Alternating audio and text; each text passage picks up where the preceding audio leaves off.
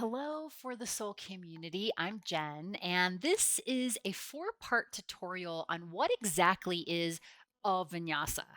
Now, this is a term you hear a lot in the yoga world, so we're going to break it down. Now, this first installment in our series is mostly discussion, but the rest of the series have your mat, a block, a blanket ready to experience these poses and these ideas to personalize your own vinyasa. Now, the word vinyasa is a Sanskrit word, vi, in a special way, nyasa, to place, right? Vinyasa. For our movement practice, this means the smooth connection between movement and breath, right? To move in a special way. Now, it also describes a connection between different poses that we move through in class to the pace of our breath. So we would call that a flow. For example, inhale crescent, exhale warrior two, inhale reverse warrior, exhale side angle, right? So, lastly, the meaning can expand to an overall artful way of approaching life, a mindful awareness of flowing with the rhythms of our perfectly imperfect human experience. And this is a beautiful piece of where we take the concepts of yoga off the mat and into life. Now, when I think of this ease of flowing with the rhythms of our human experience, I'm reminded of Matthew chapter 11 in the Message version, right? It describes how Jesus says, "Walk with me and work with me. Watch how I do it. Learn the unforced rhythms of grace. Keep company with me and you'll learn to live freely and lightly." Now, when Jesus spoke of the unforced rhythms of grace, he means that there's this ease and enjoyment when you walk in his grace, which is in contrast to the struggle and strain found in self effort or over effort, right? So, we're going to connect to this idea as we walk through this tutorial. So, I invite you to soak in that idea of unforced rhythms of grace into this time and letting go of struggle and strain. So, when you hear a vinyasa, this is when things get a bit more confusing. When the word vinyasa is used as a noun, such as you might hear me say in some of our classes on this platform, here is your space to take a vinyasa, right?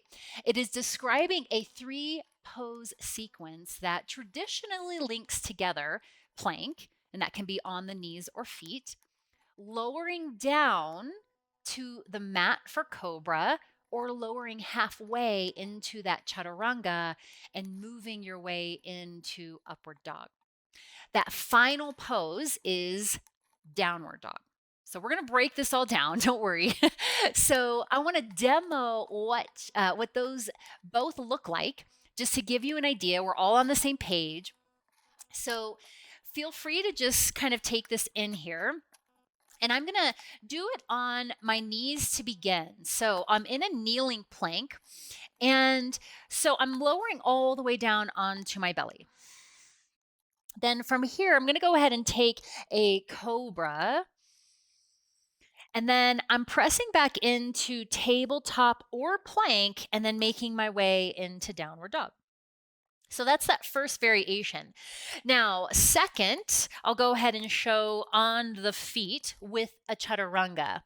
Now, we're going to mix all of these together, but you'll kind of be able to mix and match by the end. So if I'm in this full body plank, I'm lowering into chaturanga, I'm coming into up dog, and then I'm making my way back into downward dog. So both of those can be considered a vinyasa, right? Now, a vinyasa is a common addition to flow classes for three main reasons. One, it warms up the body. I can already feel it just doing those couple. So many styles of yoga include this vinyasa as part of the preparation, right, for the body and for that sequence to come. It also can work as a bit of a palate cleanser or a pause. So, a vinyasa is typically woven in after the flow on one side of the body before heading to the next. So, in this way, vinyasa can become a familiar, flowy friend throughout a practice. Now, the final reason is it adds some spice, right? This three pose sequence is surprisingly challenging when you break it down and move through it with mindful attention.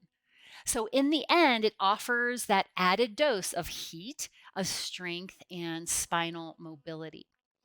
Now, on that note, I want to highlight how we want to approach a vinyasa, right? One reason we come to our yoga mat is to find this integration through our bodies, right? So that we can get stronger and we feel more supported, more mobile, more stable.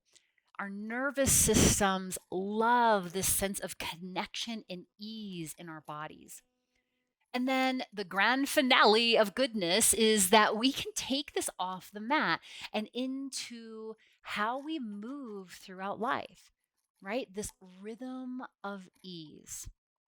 Now, discerning the balance between challenging your personal edges and finding the ease can be nuanced, right? So, part of our practice is cultivating this internal wisdom, right? To be able to discern between those days when you can use a little bit more or a little less, feeling into when and how to push into your edges is a priceless skill for not only your yoga, but life.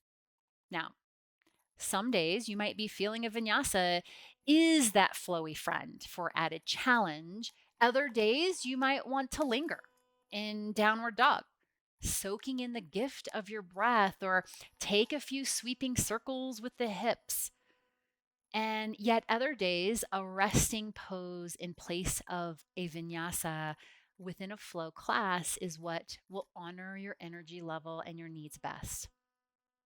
Okay, there's your intro to what is a vinyasa. In the next section of this tutorial, we will start to break down each pose to really embody what a vinyasa feels like for you. Even if you already know what a vinyasa is, even if you've done 3 million vinyasas in your yoga history, this series will help you refine and hopefully personalize this three pose flow in a new way. See you soon.